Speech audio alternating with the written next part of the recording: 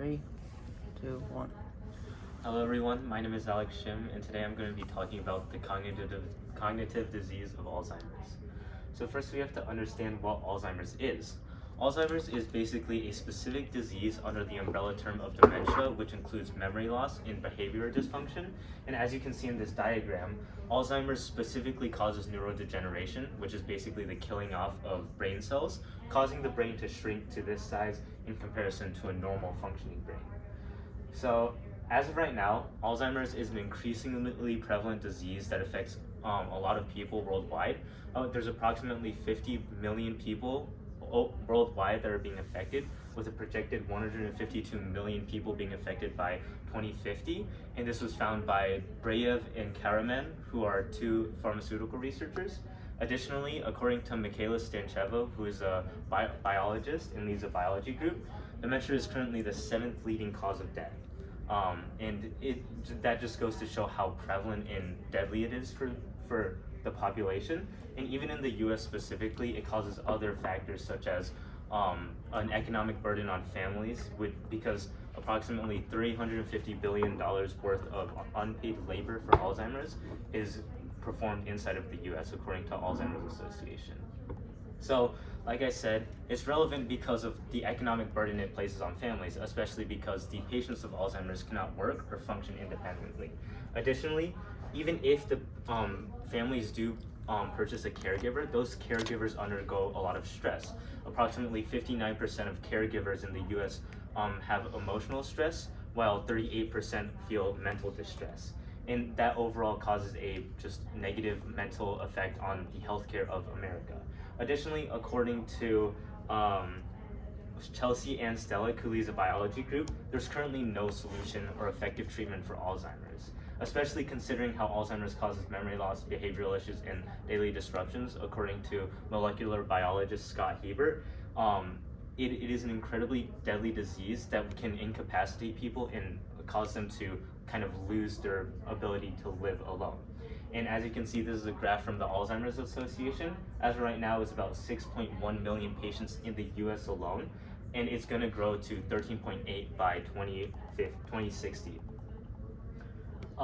And like I said before, with the growing size of the population, Alzheimer's disease is going to progressively get worse and worse, because there are more old people who are the main targets of Alzheimer's disease. And knowing how fast the population is growing, we need to address this quickly because of how prevalent it can get and how out of control it will be. So then that begs the question, what are the best changes in policy to combat Alzheimer's disease in America in the 21st century? So currently, there are three main interventions to Alzheimer's disease. The first one is socioeconomic policy. In research done by Ka-Yen Lai and Peter Toth, it was found that GDP, average wage, and education significantly impact Alzheimer's disease. So as these three factors increase, Alzheimer's risk decreases. You can see right here in these four graphs. This graph shows how the expected life for Alzheimer's patients increases as education, tertiary education, GDP, and the wage of people increases.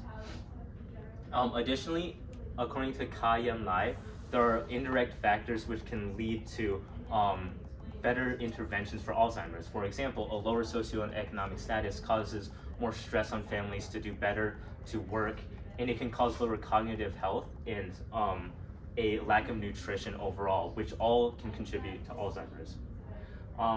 The second part, which is lifestyle, is based around diets and exercises. It can be broken further into those 2 points. And according to Brayev and Karaman, who are the pharmaceutical researchers, diets that are low in fat, low in sucrose, high in antioxidants, high in vitamins, and low in calories can allow people to slow the progression of Alzheimer's and neurodegeneration. Additionally, according to exercise scientists in China, under Gao et al., the exercise, especially aerobic and physical exercise, has shown to slow neurodegeneration in the progression of Alzheimer's disease. Though there are a lot of studies that promote this idea, there is a lack of viable proof since a lot of confounding variables go into it. It's not just diets that determine Alzheimer's disease, especially in Gamas et al. They had variables that changed based off of what diets they implemented, and not all of the diets were consistent. So all of the results aren't fully valid. However, despite that, there are many benefits to bettering the lifestyle, as indirectly it can improve Alzheimer's disease with stress, behavior, and overall just betterment of a person's health, which can have positive effects on the brain. Additionally, it's just good in general. And then finally, the biology part of it. Currently, a lot of research has been done into Alzheimer's disease, but we need a larger focus into it, especially because as of right now, we found multiple different causes for Alzheimer's disease. This includes the APOE4 gene and other genes that have been found to cause Alzheimer's disease through our research. Additionally, we have found different ways of intervention, such as biomarkers and new technologies, that can allow us to better understand and diagnose Alzheimer's early. Additionally, there's an artificial reversal of, we have found ways to artificially reverse AD according to Pravand et al., who have done research into finding ways to basically reverse the effects of Alzheimer's by overexpressing genes, and they were successful in it. So then a possible solution that we could do is to take private donations to local infrastructure to better the overall community. However, this is majorly inconsistent because there's no constant source of revenue since they're all donations. Additionally, there's no incentive for people to donate because the government can't give anything to them, privately at least. And although it could have a potentially large revenue, its inconsistency makes it too poor of a solution. Therefore, we must consider a better policy change, which is the National Cognitive Health Equity Initiative, which is a basically separate part of the government that focuses on bettering the socioeconomic status of the communities, enhancing lifestyles through community programs, and giving incentives to research groups to promote basically research.